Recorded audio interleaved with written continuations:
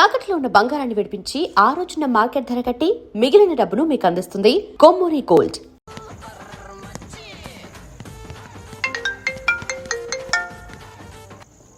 Three days నుంచి ఏమైపోయాడు వీడు? హలో, కార్తీక్ ఫోన్ చేస్తుంటే స్విచ్ ఆఫ్ అని వస్తుంది, నీకు ఫోన్ చేస్తుంటే నాట్ రీచబుల్ అని వస్తుంది. ఎక్కడున్నారా? అయ్య బాబాయ్, నువ్వు నన్ను కేర్ టేకర్ గా చూసుకోమని పంపించిన అమ్మాయి నాకు చుక్కలు చూపించింది. తంతే బూరెల బుట్టలో పడ్డట్టు నేనొచ్చి డాబాలో పడ్డా. నీకు నీ హాస్పిటల్లో దండం రా బాబు. ఇంకెప్పుడు నాకు ఫోన్ చేయకు. రేపు నీ సిమ్ కార్డు కూడా మార్చేస్తున్నాను. నువ్వు ఫోన్ పెట్టాయి. ఎత్తిన బాటిల్ దింపకుండా తాగే రికార్డు మనకు. అలాంటి 10 రూపాయలు తక్కువ అయితే బాటిల్ ఏమనంటారు నువ్వు? రే సత్తిగా, నీ బాటిల్ పగిలిపోయే టైం వచ్చేసిందిరా. ఆ లక్ష్మీదేవి ఉంది చూసా, బంజారా హిల్స్ లో ఉన్న వాళ్ళు తప్ప మాలాంటి బోరబండోని పట్టించుకోదురా. ఒక్కసారి కానీ లక్ష్మీదేవి నాకు కనిపించింది అనుకో,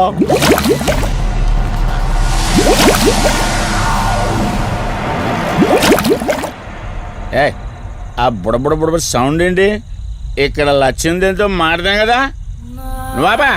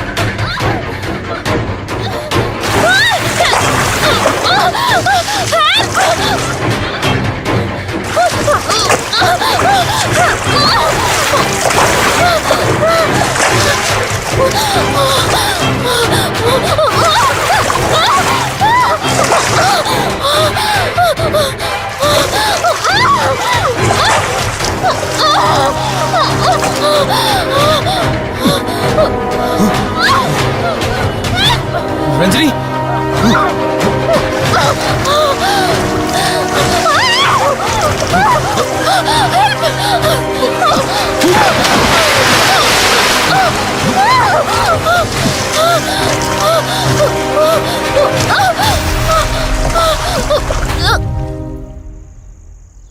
ఏంటి రంజని, అసలే నీకిళ్ళు కొత్త. నీకేం కావాలన్నా నన్ను అడగమని చెప్పానుగా. ఇప్పుడు నేనున్నాను కాబట్టి సరిపోయింది. ఒకవేళ నేను లేకపోయింటే బయట ఏదో శబ్దం వినిపించింది. పొరపాటున కాలు స్లిప్ అయ్యి. చూడు రంజని, ఇప్పటికే 2 సార్లు దూరం అయ్యా. మళ్ళీ ఇంకోసారి దూరం అయితే నేను బ్రతకలేనురా. ఇక నుంచి నీకేమైనా కావాలన్నా, బయటికి వెళ్ళాలన్నా నాతో చెప్పు, నేను వస్తాను.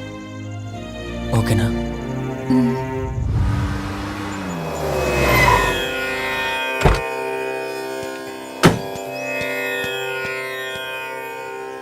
అర్జెంటుగా రమ్మని ఫోన్ చేశారు. ఆత్మ మళ్ళీ బయటకొచ్చింది.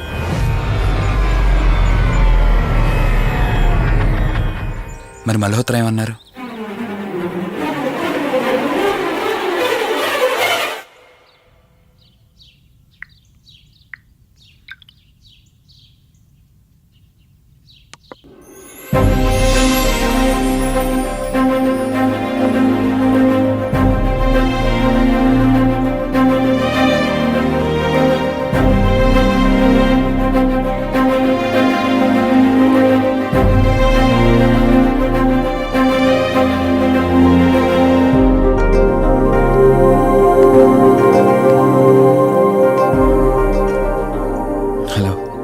కూర్చో.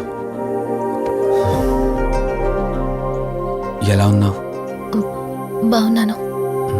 కాఫీ? ఎంతైనా దేవుడు చాలా గొప్పోడు కదా. మనకు నచ్చింది ఇచ్చాడని ఆనందపడే లోపే మళ్ళీ తిరిగి వెనక్కి తీసేసుకుంటాడు. హ్యాపీనెస్ ఎక్కువగా ఇచ్చేస్తే తనకు లేకుండా పోతుందనుకుంటాడేమో. ఆయన కూడా సెల్ఫిషే మనలాగా.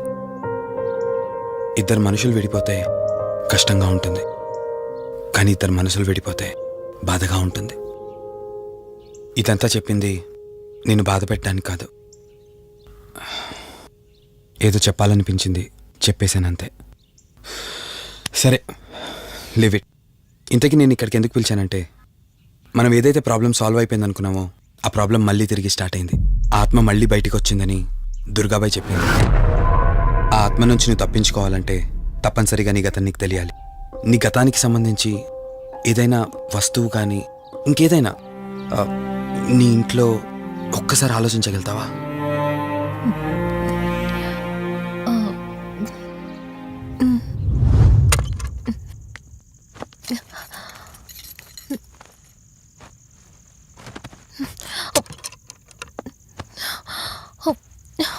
మ్యారేజ్ ఆల్బంలా ఉంది.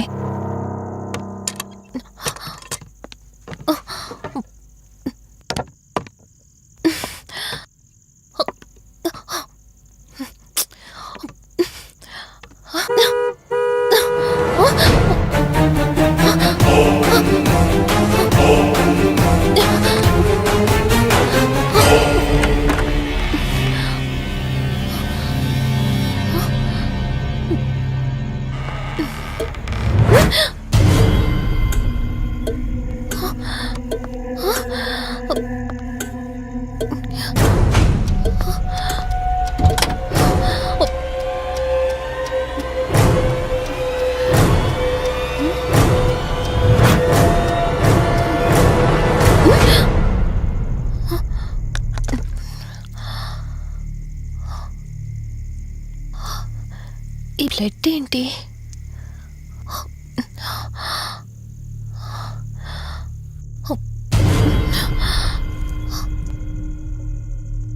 Give me the watch.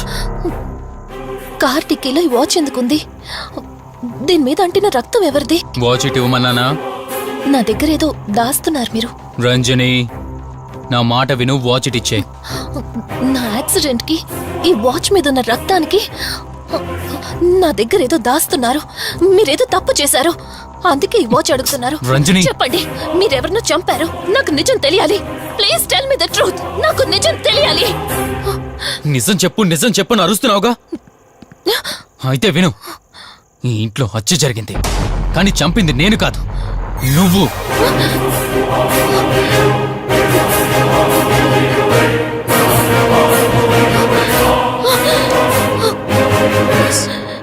నువ్వే చంపావు. నేను నీకు అన్ని విషయాలు చెప్పాను, కానీ ఈ ఒక్క విషయం మాత్రం దాచాను. అదే నీకు అబార్షన్ అయిందని చెప్పాను కదా.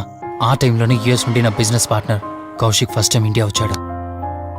బట్ నీలో మాత్రం ఏ మార్పు లేదు. ఇంట్లో నా ఫ్రెండ్ ఉన్నాడనే ఆలోచన కూడా లేకుండా తరచూ వాడు ఎదుర్కొంటానే నువ్వు నాతో గొడవ పడేదానివి. అది చూసిన కౌశిక్ నా మీద నీకు ఎంత ద్వేషం ఉందో వాడికి అర్థమైంది. దాన్ని వాడు అలసుగా తీసుకుని నేను ఇంట్లో లేని సమయంలో నీ లోన్లీనెస్ని తనకు అనుకూలంగా మార్చుకుని నీకు దగ్గరయ్యాడు. ఎంతలా అంటే వాడు లేకుండా నువ్వు బ్రతకలేనంత. ఆ తర్వాత మీరిద్దరు ఫిజికల్గా కూడా ఒకటయ్యారు.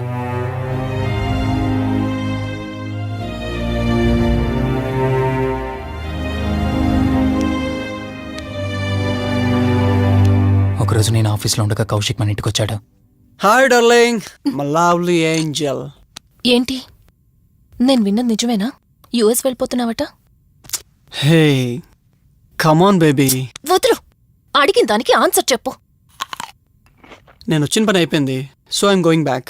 So what? వదులు. నువ్వు నాతో ఏం చెప్పావు? యుఎస్ బిజినెస్ లో మొత్తం ఇక్కడికి షిఫ్ట్ చేసి పర్మనెంట్ గా ఇక్కడే ఉంటానని చెప్పావు కదా. అవన్నీ నువ్వు బిలీవ్ చేసావా? You crazy. I'm a business man. ఏదైనా బిజినెస్ యాంగిల్ ఆలోచించడం ఇట్స్ మై హాబీ. ఏంటి, జోక్ చేస్తున్నావా?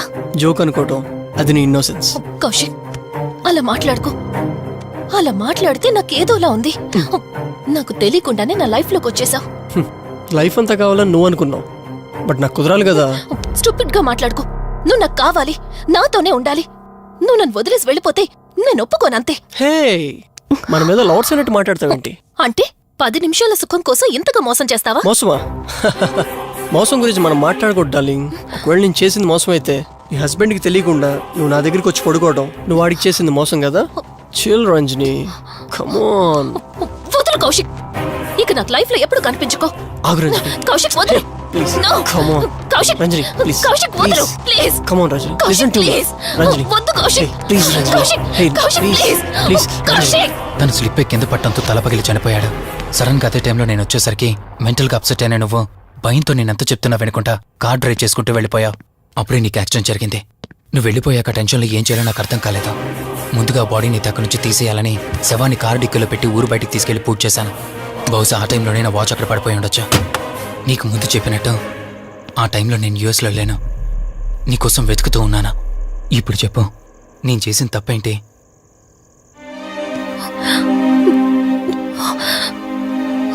ఇంత చేసినా నేను ఈ రోజుకి నిన్ను ప్రేమిస్తూనే ఉన్నాను. ఇప్పటికైనా నన్ను నమ్ముతావా?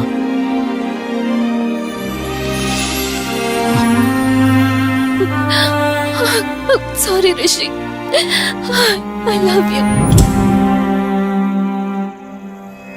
అంటే ఇన్ని రోజులు నీ వెంటపడిన ఆత్మ నీ చేతిలో హత్య చేయబడిన కౌశిక్ దన్నమాట. అవును దుర్గాబాయ్, కానీ నేను ఈ హత్య ఉద్దేశపూర్వకంగా చేయలేదు. పొరపాఠం జరిగినా గ్రహపాఠం జరిగినా తప్పు తప్పే. పశ్చాత్తాపడినంత మాత్రాన్న ఆత్మ శాంతించదు. ఇప్పటిదాకా నిన్ను ప్రాణాలతో వదిలిపెట్టింది దేనికో తెలుసా? నువ్వు ఏం నేరం చేశావో నీకు తెలియపరచడానికి. నీకు జరిగిందంతా తెలిసిపోయింది. ఇప్పుడు నువ్వు ఇంకా ఎక్కువ ప్రమాదంలో ఉన్నావు. నాకు బ్రతకాలనుంది దుర్గాబాయ్.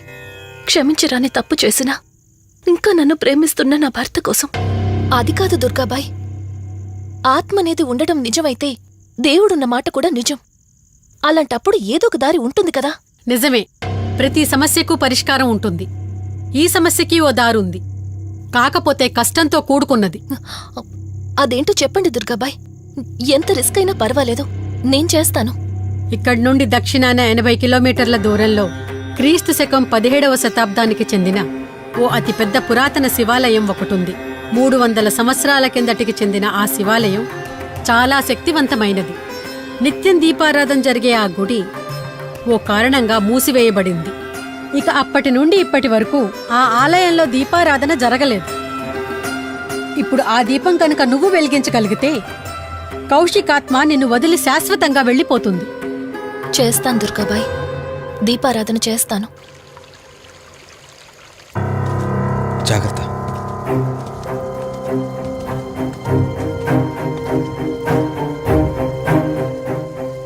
శివరంజని, ఇక్కడి నుంచి నువ్వు ఒక్కదానివే వెళ్ళాలి. ఆ కౌశిక్ ఆత్మ నిన్ను గుడి వరకు చేరనివ్వకుండా శతవిధాలా ప్రయత్నం చేస్తుంది. జాగ్రత్త, బయలుదేరు.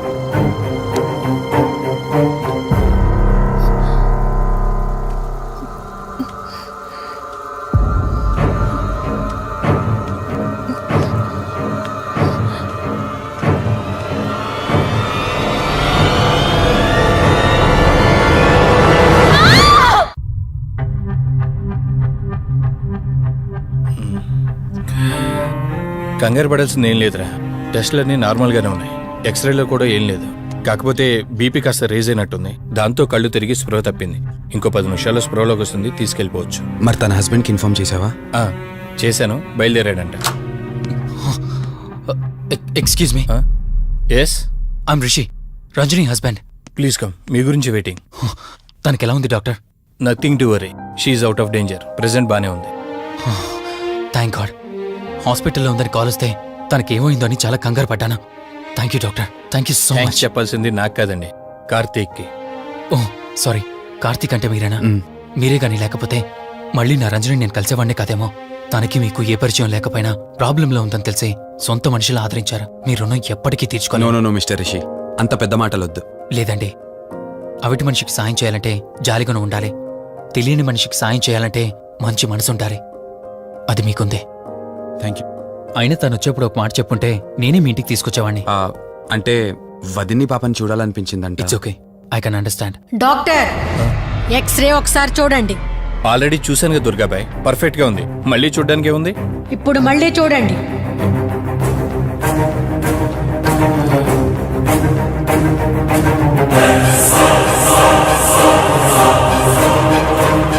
ఓ మై గాడ్, ఏంటిది? రంజని ఎక్స్రేలో 2 స్కల్స్ కనిపిస్తున్నాయి.